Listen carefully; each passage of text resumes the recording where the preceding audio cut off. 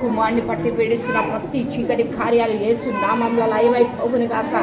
మంచి ఆరోగ్యం ఈ రోజు నుంచి నీ కుమారుడికి కలగజేస్తున్నానని చెప్తున్నావు ప్రభా. నాయనా తల్లి కుటుంబాన్ని నువ్వు ప్రేమిస్తున్నాను. ఈ కుటుంబానిలో తండ్రి శాంతి సమాధానాన్ని అనుగ్రహిస్తాను నా బిడ్డ. కన్నీళ్లు విడవకు నా బిడ్డ అంటున్నావు రాబాష్యందలా రాబాసిక్క బాబా. ఇక కన్నీళ్లు విడవబడవు నా బిడ్డ అంటున్నావు రాబాష్యందలా రాబాసిక్క బాబా.